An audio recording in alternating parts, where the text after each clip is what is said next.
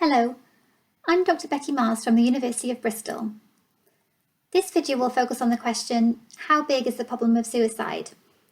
I will talk about who is most at risk and outline how epidemiological study designs can help us to prevent suicide. Each year across the globe, close to 800,000 people die by suicide. That's one person every 40 seconds. Suicide occurs among all age groups and is currently the second leading cause of death among young people, aged 15 to 29. This chart is from the World Health Organization and shows suicide rates per 100,000 people for different countries. You can see that suicide occurs in all regions of the world. 79% of the world's suicides occur in low and middle income countries, but the majority of research on suicide is conducted in high income countries. Every death by suicide is a tragedy, but suicides are preventable, and research has an important role to play. Increasing our understanding of key risk factors and mechanisms will lead to earlier identification and better management of those who are at risk for suicide. The strongest known risk factor for suicide is a previous suicide attempt. Carroll et al. Combined data from over 170 studies and estimated that 1 in every 25 individuals who present to hospital for self-harm will go on to die by suicide in the next 5 years. For every suicide, there are over 20 suicide attempts, and many more individuals will think about suicide. This is also known as suicidal ideation. Thankfully, most people who think about suicide will not go on to act on their thoughts, and identifying which people who think about suicide are most likely to make a suicide attempt is really important for suicide prevention. To identify risk factors, studies typically compare those who have attempted suicide with those who have never made an attempt. However, these studies don't tell us which individuals with suicidal thoughts are most likely to act on them. A growing number of studies has found that many well-established risk factors for suicide attempts, such as depression and hopelessness, are generally poor at predicting attempts among those who have experienced suicidal thoughts. For example, May and Klonsky combined together the results of 27 studies, and they looked at 12 factors and found that none of them were able to reliably distinguish between those who had thought about and those who had attempted suicide. The Ideation to Action framework offers a new way to think about suicide and suggests that the development of suicidal thoughts and the progression from thoughts to attempts are distinct processes with distinct explanations. I'm now going to give a brief overview of 3 theories which are consistent with this framework. Thomas Joiner's Interpersonal Theory of Suicide was the first to emphasize different explanations for suicidal thoughts and actions.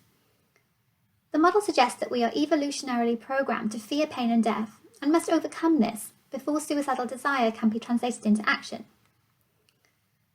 Suicidal desire is thought to arise due to a combination of low belongingness and perceived burdensomeness.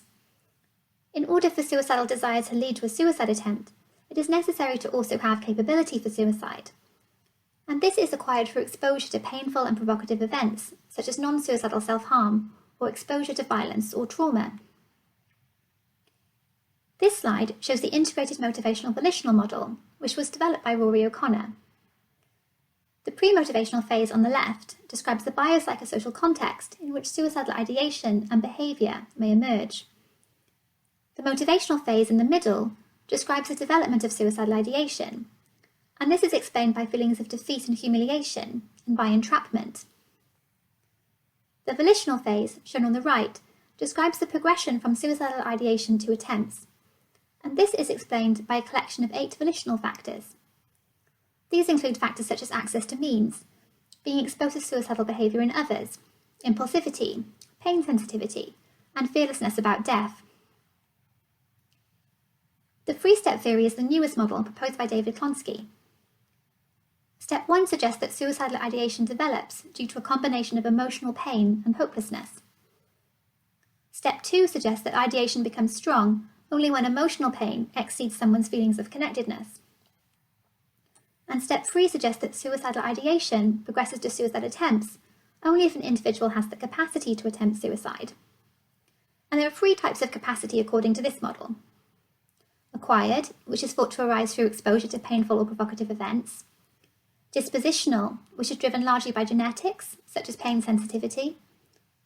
And practical, which refers to factors which make a suicide attempt easier, such as knowledge of or access to means. Ideation to action theories have meaningfully advanced our understanding of suicide.